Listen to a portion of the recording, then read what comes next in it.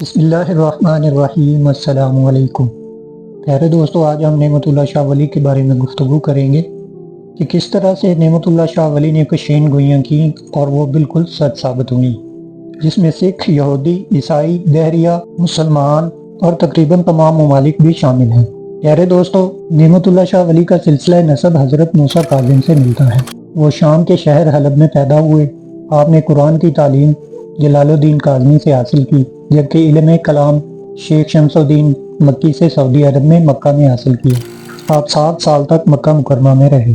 اس کے بعد ایران، افغانستان، مصر، شام، سمرقند، یا پاکستان میں ملتان اور آزاد کشمیر تک کا سفر کیا۔ ہزاروں کی تعداد میں لوگوں نے ان کی بزرگی اور کرامات کا اعتراف کیا۔ دنیا کے کئی ملکوں کا سفر کرنے کے بعد وہ دوبارہ ایران چلے گئے اور وہاں پر ہی ان کا انتقال ہوا۔ سلطان شہاب الدین غوری نے ایران میں ان کا مقبرہ تعمیر کروایا۔ رسول اللہ صلی اللہ علیہ وسلم کا ارشاد ہے کہ میری امت کے بعض علماء بنی اسرائیل کے پیغمبر کی طرح ہوں گے۔ صوفیاء کے نزدیک یہ گروہ اولیاء اللہ کہلائے گا۔ حضرت نعمت اللہ شاہ بھی اللہ تعالیٰ کے برگزیدہ بندوں میں سے تھے۔ اللہ تعالیٰ اپنے نیک لوگوں کو اعلیٰ مقام پر فائز کر دیتے ہیں۔ حضرت نعمت اللہ شاہ ولی آج سے تقریباً 850 سال پہلے گزرے ہیں۔ پیارے دوستو، فارسی زبان میں ان کا ایک دیوان 1000 اشعار پر مشتمل ہے۔ اس کے علاوہ ان کا ایک قصیدہ بہت مشہور ہے، جس میں نعمت اللہ شاہ نے آنے والے دور کی پیشین گوئیاں کی۔ یہ پیشین گوئیاں فارسی میں ان کے اشعار کی صورت میں موجود ہیں۔ وہ جو بھی پیشین گوئی کرتے، اپنی شاعری میں اپنے اشعار کے اندر بیان کر دیتے تھے۔ شاہ ولی اللہ تعالیٰ کا نیک بندہ ہونے کے ساتھ ساتھ ایک اعلیٰ پائے کی صوفی شاعر بھی تھے۔ وہ فارسی زبان میں شاعری کرتے تھے۔ اس وقت انہوں نے آنے والے زمانے میں ہونے والے واقعات و حالات کے بارے میں جو بھی پیشین گوئی کی، وہ پیشین گوئی حرف بحرف درست ثابت ہوئی۔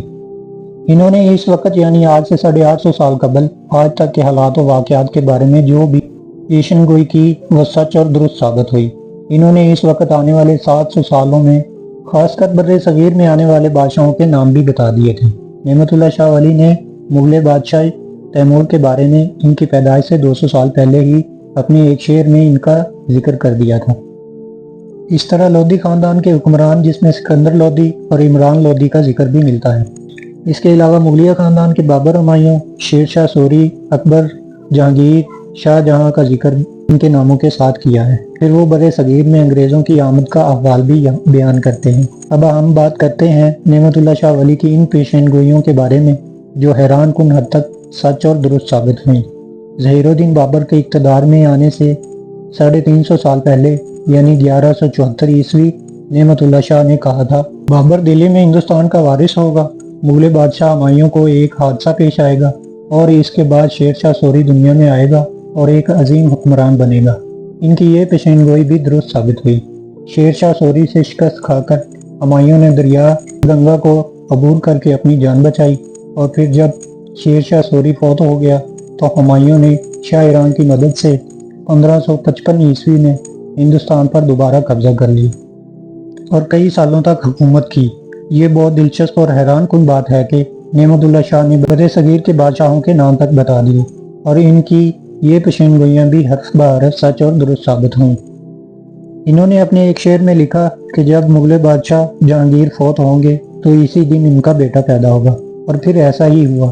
نعمت اللہ شاہ نے نام لے کر تمام مغل بادشاہوں کا ذکر پہلے ہی کر دیا تھا، سوائے ایک مغل بادشاہ یعنی عالمگیر اورنگزیب کے۔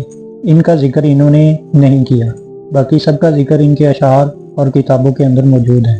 ہو سکتا ہے کہ اورنگزیب عالمگیر کا ذکر بھی کسی شعر کے اندر کیا ہو یا کسی کتاب میں موجود ہو جو ضائع ہو گئی ہو، اور یہ بھی ہو سکتا ہے کہ ذکر نہ کیا ہو، اللہ بہتر جانتا ہے، کیونکہ آج کے دور میں ان کی کسی بھی کتاب یا کسی بھی شعر میں نہیں ملتا۔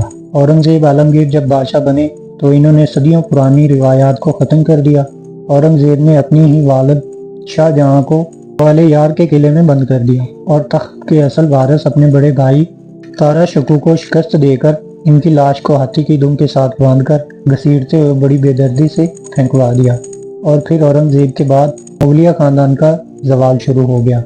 نعمت اللہ شاہ ولی نے یہ پیشین گوئی کئی سو سال پہلے کہہ دیا تھا کہ دلی نادر شاہ کے ہاتھوں گر جائے گا، اور پھر ایسا ہی ہوا۔ نادر شاہ نے 1747 میں دلی پر حملہ کر دیا اور 2 ماہ تک دلی میں قتل عام جاری رہا۔ کہا جاتا ہے کہ صرف 2 گھنٹوں میں نادر شاہ کے سپاہیوں نے ہزاروں لوگوں کو قید کر کے قتل کر دیا اور دلی کی لوٹ مار شروع کر دی۔ اور نعمت اللہ شاہ نے سکھ مذہب کے بانی بابا گرو نانک کے متعلق بھی اپنے اشعار میں ذکر کیا اور کہا تھا کہ نانک نامی شخص پیدا ہوگا اور لوگ اس کی طرف مائل ہوں گے اور اس کے ہر طرف چرچے ہوں گے اور بڑی تعداد میں لوگ اس کے چاہنے والے اور ماننے والے ہوں گے۔ اور پھر وہ یہ بھی کہتے ہیں کہ جنگ جیم یعنی جرمن کی جنگ میں عیسائیوں کو شکست ہوگی۔ یہ جنگ ان کی تباہی اور بربادی کا باعث ہوگی۔ یہ پہلی جنگ عظیم جو 1914 سے 1918 تک ہوئی، اس کا ذکر کیا تھا۔ اور پھر 21 سال بعد دوسری جنگ جرمنوں اور عیسائیوں کے درمیان ہوئی۔ اس جنگ کا ذکر اپنے اشعار میں کچھ اس طرح کیا کہ اہل برطانیہ جرمنوں پر فتح تو حاصل کر لیں گے مگر بہت کمزور ہو جائیں گے۔ پھر وہ فرماتے ہیں کہ انگریز بر صغیر پر حکومت کرنے کے بعد خود ہی یہاں سے نکل جائیں گے اور ایک فتنہ ایسا پیچھے چھوڑ جائیں گے جو لوگوں کے درمیان خون ریزی کا باعث ہوگا۔ یہاں پر وہ کشمیر کا ذکر کر رہے ہیں۔ ان کی یہ پیشین گوئی بھی درست ثابت ہوئی کیونکہ مسئلہ کشمیر انگریزوں کا ہی پیدا کردہ ہے اور اس مسئلہ کے لیے آج تک جو کچھ ہو رہا ہے وہ سب آپ کے سامنے ہے۔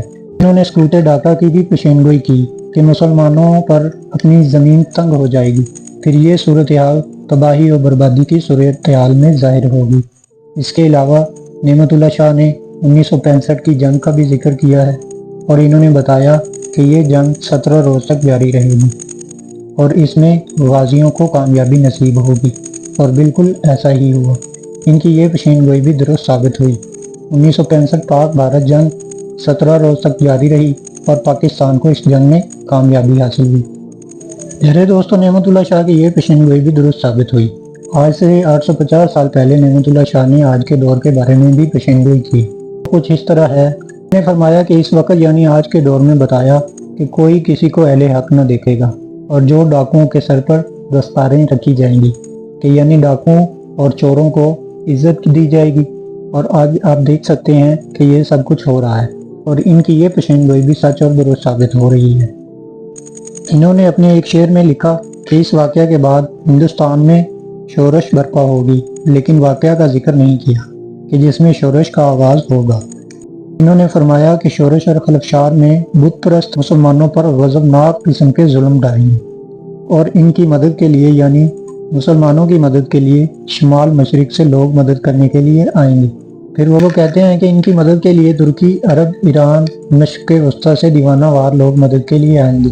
اس کے علاوہ انہوں نے کہا اس جنگ میں اتحاد کیسے ہوگا، یعنی ترکی، چین اور ایران والے سب یکجا ہو جائیں گے، اکٹھے ہو جائیں گے اور یہ سب مل کر ہندوستان کو فتح کر لیں گے، یعنی ہندوستان کو صفحہ ہستی سے ختم کر دیں گے۔ اس جنگ کی ہولناکی کے بارے میں بھی انہوں نے بتایا۔ نعمت اللہ شاہ ولی نے بتایا کہ دریائے اٹک 3 بار خون سے بھر جائے گا اور پھر جاری ہوگا۔ ایک اور پیشین گوئی میں انہوں نے کہا اس پیشین گوئی پر غور کرنے کی ضرورت ہے۔ وہ فرماتے ہیں کہ لاہور، کشمیر یعنی آزاد کشمیر، دریائے گنگا کا علاقہ اور بنجور شہر مسلمان فتح کر لیں گے۔ بہت سے لوگ اس پیشین گوئی کو غزوہ ہند کی حدیث کی روشنی میں دیکھتے ہیں۔ نعمت اللہ شاہ ولی تیسری عالمی جنگ کا ذکر بھی کرتے ہیں۔ وہ فرماتے ہیں کہ ہند کی طرح مغرب کی تقدیر بھی خراب رہے گی اور تیسری عالمی جنگ شروع ہو جائے گی۔ ان کا کہنا ہے کہ اس جنگ میں شکست خوردہ جرمنی یا جاپان ایک ساتھ برابری کریں گے، یعنی ایک ساتھ مل کر جمنی قسم کے آتشی مہلک ہتھیار استعمال کریں گے۔ نعمت اللہ شاہ نے امام مہدی کا ذکر بھی اپنے اشعار میں کیا ہے۔ انہوں نے فرمایا کہ حج کے موقع پر اچانک امام مہدی کا ظہور ہوگا اور تمام عالم میں یہ بات مشہور ہو جائے گی۔ دجال کے بارے میں بھی ان کی پیشین گوئیاں موجود ہیں۔ وہ فرماتے ہیں کہ ایران کے شہر اصفہان سے دجال کا آنا ہوگا اور دجال کو قتل کرنے کے لیے حضرت عیسیٰ علیہ السلام کا آسمان سے آنا ہوگا، یعنی حضرت عیسیٰ علیہ السلام آسمانوں سے زمین پر اتریں گے اور دجال کو قتل کر کے اس فتنہ کو ختم کر دیں گے۔ ایک شعر میں نعمت اللہ شاہ فرماتے ہیں اور وہ اپنے آپ سے مخاطب ہو کر یہ کہتے ہیں کہ اے نعمت اللہ، خاموش ہو جا، اللہ کے رازوں کو افشا نہ کر، ظاہر نہ کر۔ نعمت اللہ شاہ کی یہ پیشین گوئیاں 2000 اشعار پر مشتمل ہیں، جس میں تقریباً 350 آج کے دور میں بھی دستیاب ہیں۔ صرف نعمت اللہ شاہ کو ہی اللہ تعالیٰ نے 1000 سال پر مشتمل پیشین گوئیاں کا اعزاز عنایت کیا۔